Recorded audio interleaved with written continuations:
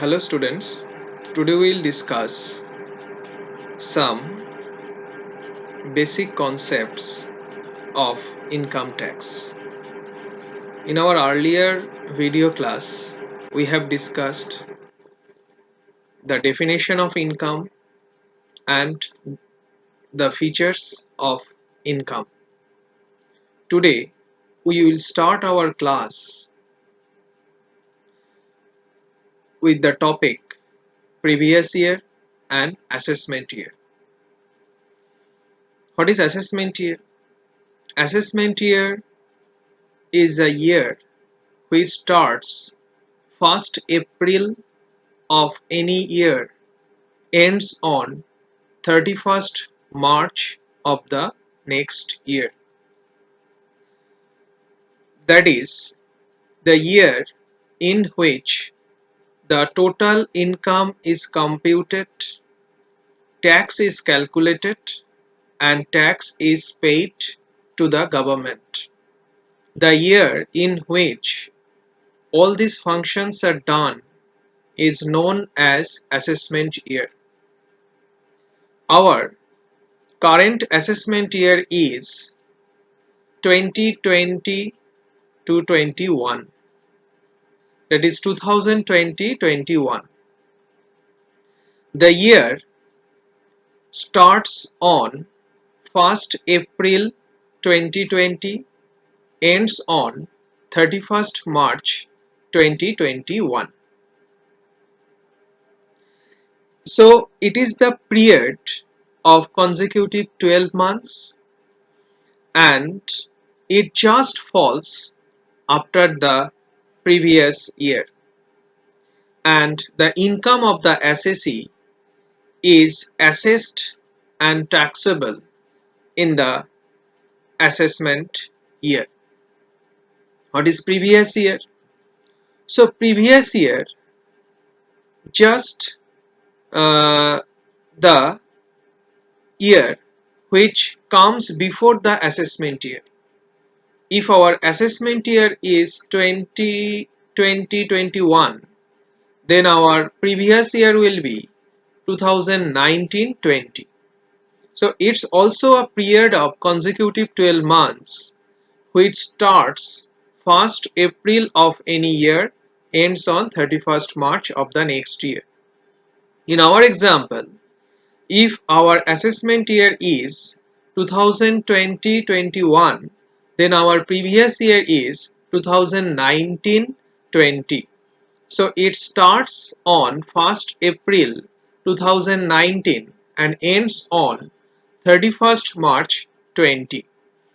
In previous year, the income is earned. So in a nutshell, we can say that in previous year we earn, in assessment year we calculate the total amount of income, total amount of tax, and pay the tax to the government. So in this case, we have to keep in mind that the income of the previous year is generally paid in the assessment year. And here all the years are known as financial year, and financial year plays the dual role of previous year as well as assessment year. Generally, the basic rule is that the income of the previous year is to be taxed, is to be assessed and taxed in the assessment year. But there are some exceptions in which the income of the previous year is to be taxed in the previous year itself. What are those situations? The first situation is income of a non-resident assessee arising from shipping business. So in this case, the non-resident assessee who is earning some amount of income in the previous year, the assessee has to pay the tax in the previous year itself. Here, the income tax department doesn't wait for the assessment year. Next example is income of a person leaving India permanently or for a long period of time. And in this case, we can say income of a person who is likely to transfer his properties to avoid the tax. Here we can give a very interesting example. Suppose Mr. X uh, is residing in America, and the parents of Mr. X is residing in India, and Mr. X is doing a good job and he has settled down in America. Now he is requesting his parents to come America permanently.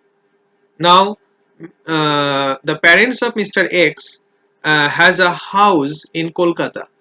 Now the parents of Mr. X wants to sell the house and has sold the house, and there is some amount of capital gain. So this amount is chargeable to tax. So here the father or the mother, that is the parents of Mr. X, has to pay the tax in the previous year itself, because he is going abroad permanently or for a long period of time. Here income tax department will not wait till the assessment year. And income of a bodies which has been constructed or the formed for a short duration. And another example is income of a discontinued business. So in these cases, the income of the previous year is to be taxed in the previous year itself. It is not that the income of in these cases will be taxed and paid in the assessment year. Here it is to be kept in mind that sometimes previous year can be less than the 12 months. Yes, it is correct, because the SSE has started the business on 1st October. Then for the first year, the previous year will be for 6 months. If a particular SSE has started a new business in the month of July, so for that first year, the previous year will be less than 12 months. So if a business is newly started, or if the business or the profession the person has started is new, in that case the previous year can be less than the 12 months. Here one of the important concept is person, and it is given under section 231, and in this section the person includes individual, Hindu undivided family, in short it is known as HUF, company, firm, association of person, body of individual, AOP and BOI, whether incorporated or not, a local authority, every artificial person not falling any of the preceding categories, that is God in the temple. God in the temple is the person. Corporation, bar council, statutory corporation, etc. The aforesaid definition is inclusive, not exhaustive. Any person who is not falling in above categories may still be termed as a person. May still be termed as a person. So, what is the difference between AOP and BOI?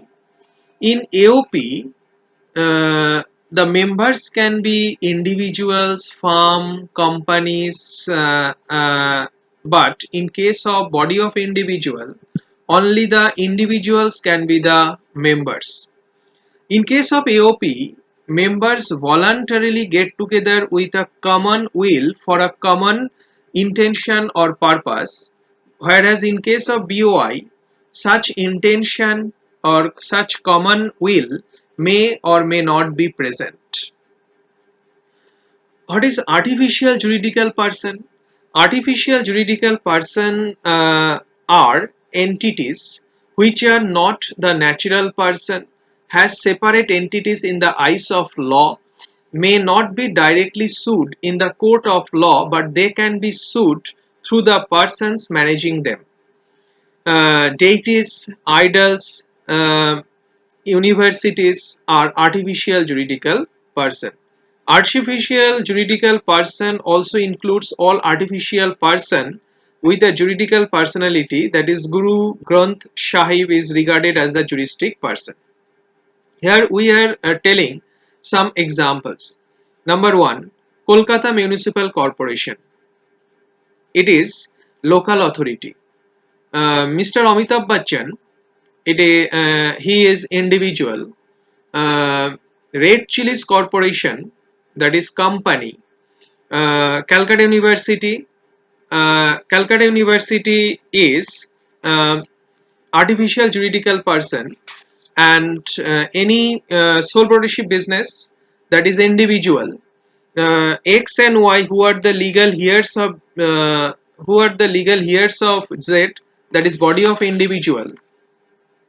A joint family of Mr. X, Mrs. X, and their sons and their daughters, and their son-in-law, and like that. So it is known as Hindu undivided family. Hindu undivided family. What is heads of income and what is source of income? Heads of income, that is in income tax, there are only 5 heads of income which is statutorily defined, and those 5 heads of income, that is income, salaries, income from house property, business and profession, that is profits and gains from business or profession, income from capital gain, and income from other sources. So these are the 5 heads of income. On the other hand, sources of income, that is there can be various sources of income.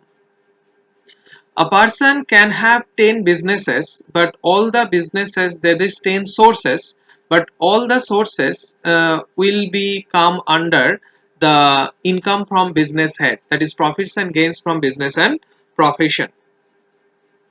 So here it is very important to take a particular income under a specific head, and the sources of income decides under which head the income shall be chargeable to tax.